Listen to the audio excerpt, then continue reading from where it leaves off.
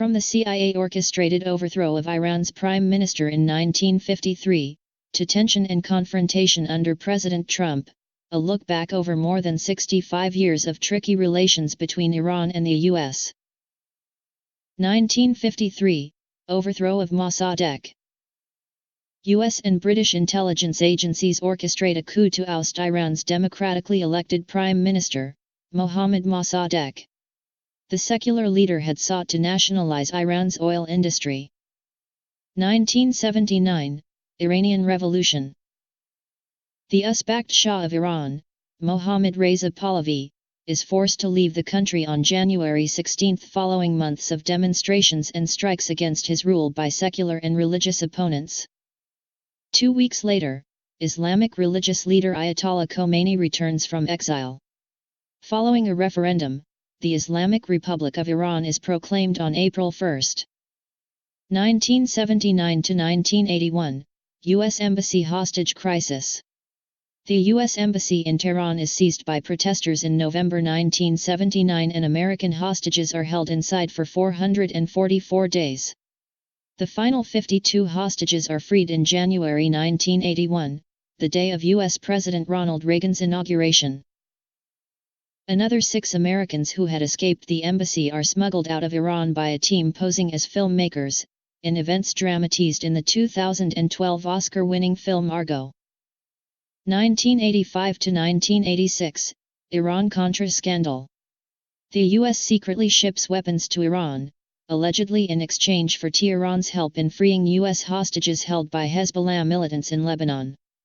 The profits are illegally channeled to rebels in Nicaragua, creating a political crisis for Reagan. 1988, Iranian passenger plane shot down. The American warship USS Vincennes shoots down an Iran air flight in the Gulf on July 3, killing all 290 people on board. The U.S. says the Airbus A300 was mistaken for a fighter jet. Most of the victims are Iranian pilgrims on their way to Mecca. 2002, Axis of Evil. In his State of the Union address, President George Bush denounces Iran as part of an axis of evil with Iraq and North Korea. The speech causes outrage in Iran. 2000s, nuclear fears and sanctions. In 2002, an Iranian opposition group reveals that Iran is developing nuclear facilities including a uranium enrichment plant. The U.S. accuses Iran of a clandestine nuclear weapons program, which Iran denies. A decade of diplomatic activity and intermittent Iranian engagement with the UN's nuclear watchdog follows. But several rounds of sanctions are imposed by the UN, the US and the EU against ultra-conservative President Mahmoud Ahmadinejad's government. This causes Iran's currency to lose 2/3 of its value in 2 years. 2013 to 2016, closer ties, and a nuclear deal.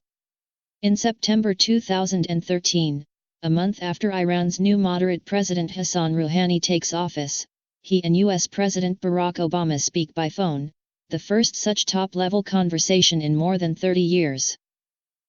Then in 2015, after a flurry of diplomatic activity, Iran agrees a long-term deal on its nuclear program with a group of world powers known as the P5+1, the US, UK, France, China, Russia and Germany. Under the accord, Iran agrees to limit its sensitive nuclear activities and allow in international inspectors in return for the lifting of crippling economic sanctions.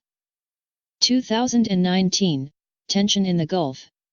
In May 2018, U.S. President Donald Trump abandons the nuclear deal, before reinstating sanctions against Iran and countries that trade with it. Relations between the U.S. and Iran worsen.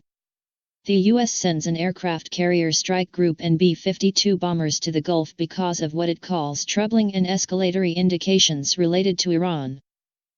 Then, in May and June 2019, explosions hit 6 oil tankers in the Gulf of Oman, and the U.S. accuses Iran. And on June 20, Iranian forces shoot down a U.S. military drone over the Strait of Hormuz. The U.S. says it was over international waters. Iran says it is over their territory. 2020, U.S. kills Iran most powerful commander. Iran's most powerful military commander, Gen Qasem Soleimani, has been killed by a U.S. airstrike in Iraq, a strike ordered by U.S. President Donald Trump. The general spearheaded Iranian military operations in the Middle East as head of Iran's elite Quds force.